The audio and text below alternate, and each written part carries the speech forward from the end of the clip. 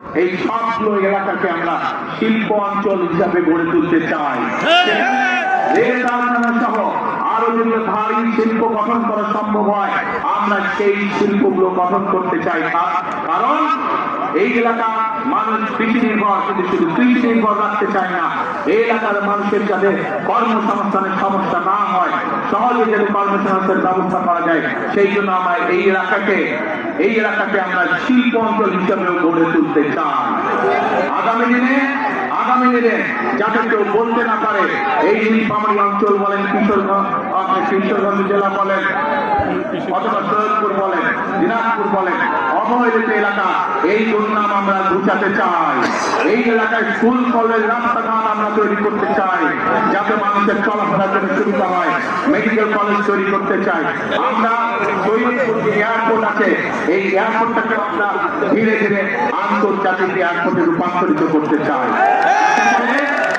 এই যে এখানে হাসপাতাল তৈরি হচ্ছে, এই হাসপাতালে দেশের থেকে বিভিন্ন জায়গা থেকে বিদেশ থেকে রোগী আসবে, যাতে মানুষ সহজে ব্যবসা বাণিজ্য চিকিৎসার জন্য এখানে আসতে পারে। সেই জন্য সৈয়দপুর এয়ারপোর্টকে ইনশাআল্লাহ আমরা ধীরে ধীরে আন্তর্জাতিক এয়ারপোর্টে রূপান্তরিত করতে চাই। এখন ভাই বোনেরা, আমরা খেয়াল করছি যে এই এলাকার মানুষ যাতে সহজে ভোট দিতে না পারে, একটি দলকে আমরা খেয়াল করছি আমাদের সমাজের বিভিন্ন মানুষকে তারা ভয় দেখাচ্ছে। পেয়েছেন এই খবর আপনারা? করার চেষ্টা করছে, তারা ভয় দেখানোর চেষ্টা করছে। আজকে আমি জাতীয় কংগ্রেস পরিষ্কার ভাবে বলে দিতে চাই, বাংলাদেশের কোন ভোটারকে যারা ভয় দেখাবে, যারা তাদেরকে বিভ্রান্ত করার চেষ্টা করবে, ইনশাআল্লাহ কারোর সাথে যদি অন্যায় হয়ে থাকে আমরা সেই ব্যবস্থা গ্রহণ করবো, অন্যায়কারীর বিরুদ্ধে আইনগত ব্যবস্থা গ্রহণ করবো।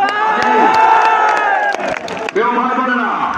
৭১ সালে যখন আমরা দেশ স্বাধীন করেছিলাম যুদ্ধ করে, তখন আমরা দেখিনি কে মুসলমান, কে হিন্দু, কে বৌদ্ধ, কে খ্রিস্টান। আমরা কোন ধর্ম দেখিনি, আমরা দেশ স্বাধীন করার জন্য যুদ্ধে ঝাঁপিয়ে পড়েছিলাম। ঠিক একইভাবে ২০২৪ সালে ছাত্র জনতার গণ অভ্যুত্থানের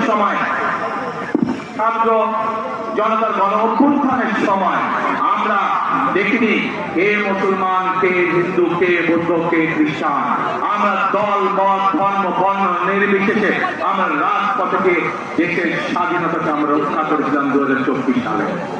একইভাবে আজকে এখানে দাঁড়িয়ে আপনাদের লাখো মানুষের সামনে দাঁড়িয়ে পরিষ্কার ভাবে বলতে চাই, আগামী দিনের রাজনীতি হবে দেশ পুনর্গঠনের।